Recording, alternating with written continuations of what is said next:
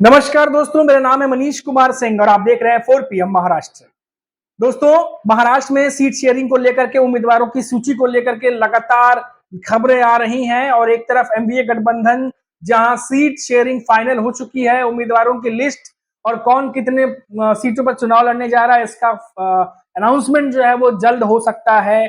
और उद्धव ठाकरे की पार्टी यूबीडी पक्ष जो है वहां से संजय राउत जो बड़े नेता हैं, उनका बयान आया है कि करीब करीब महाराष्ट्र में उद्धव ठाकरे की शिवसेना 100 सीटों पर चुनाव लड़ने जा रही है। ये एक बड़ी खबर आ रही है दोस्तों। और कहा है साथ ही साथ संजय राउत ने कि एनडीए गठबंधन की तरफ से प्रेस कॉन्फ्रेंस करके इसका अनाउंसमेंट कभी भी किया जा सकता है और कौन कितने सीटों पर लड़ने जा रहा है इसकी ऑफिशियल अनाउंसमेंट आज शाम तक जो है वो की जा सकती है। ये बड़ी खबर संजय राउत की तरफ से आ रही है। और आपको बता दें कि लगातार महायुति की तरफ से कोशिश की जा रही है कि जल्द से जल्द अनाउंसमेंट की जाए। और आपको बता दें कि आज एनसीपी जो अजीत पवार की एनसीपी है, उनकी तरफ से भी 35 उम्मीदवारों की 35 सीटों पर उम्मीदवारों के नाम जो है उसमें सामने आए। और उसमें सबसे खास बात यह है कि बारामती से खुद अजीत पवार इस बार लड़ने जा रहे हैं दोस्तों। बड़ी खबर, अजीत पवार बारामती से लड़ने जा रहे हैं। ये एक बड़ी खबर आ रही है क्योंकि लोकसभा चुनाव में सुनीत्रा पवार के लिए उन्होंने कैंपेन किया था। हालांकि सुनीत्रा पवार हार गई थी, लेकिन अब इस बार अजीत पवार की साख की लड़ाई है बारामती में, क्योंकि वो उनका गढ़ कहा जाता है। और साथ ही साथ शरद पवार की एनसीपी के भी मजबूत पकड़ है, उनका भी गढ़ है। तो ये गढ़ जीतने की लड़ाई के लिए, जीतने के लिए मैदान में उतरे हैं अजीत पवार। तो ये एक बड़ी खबर आ रही है दोस्तों। और वहीं हम बात करें कुछ सीटों को लेकर के, तो एकनाथ शिंदे की शिवसेना, उनकी तरफ से 45 उम्मीदवारों की सूची जो है वो जारी कर दी गई है। और वहीं अगर हम बात करें एमएनएस की, उन्होंने भी अपने उम्मीदवारों की लिस्ट जारी कर दी है।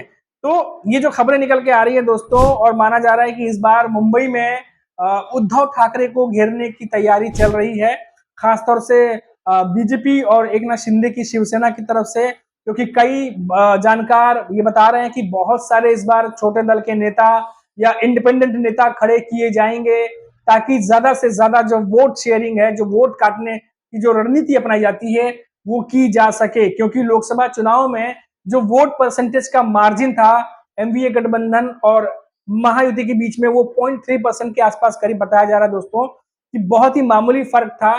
और इस फर्क की वजह से एनडीए गठबंधन कई सीटें जीतने में कामयाब हो गई थी।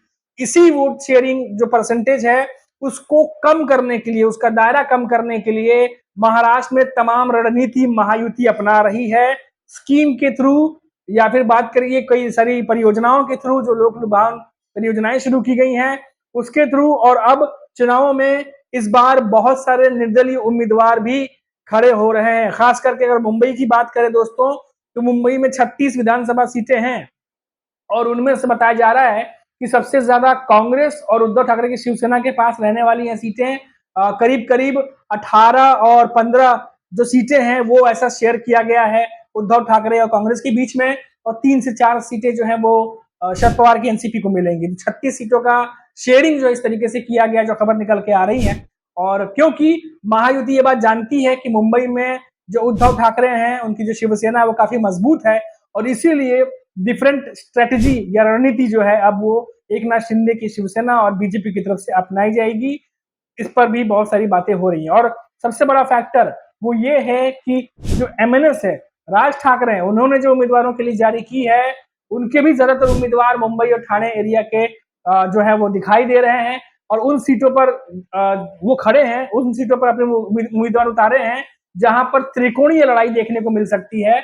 यानी कि उद्धव ठाकरे, एकनाथ शिंदे की शिवसेना और राज ठाकरे के उम्मीदवार, एमएनएस के उम्मीदवार उस पार्टी पर लड़ते हुए दिखाई देंगे। तो ये लड़ाई बहुत ही ज्यादा दिलचस्प होती जा रही है दोस्तों।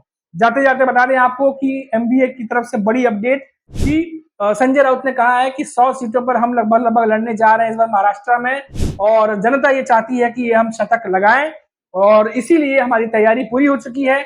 और एमबीए की तरफ से कभी भी जो है वो जानकारी दे करके, अनाउंसमेंट करके जो है वो पब्लिकली जितनी जानकारी है वो साझा करके उम्मीदवारों की सूची को जारी कर सकते हैं। तो अभी के लिए फिलहाल इतना ही दोस्तों, फिर लौटेंगे तो बात करेंगे महाराष्ट्र से किसी बड़ी खबर पर। तब तक के लिए आप देखते रहिए 4 PM महाराष्ट्र।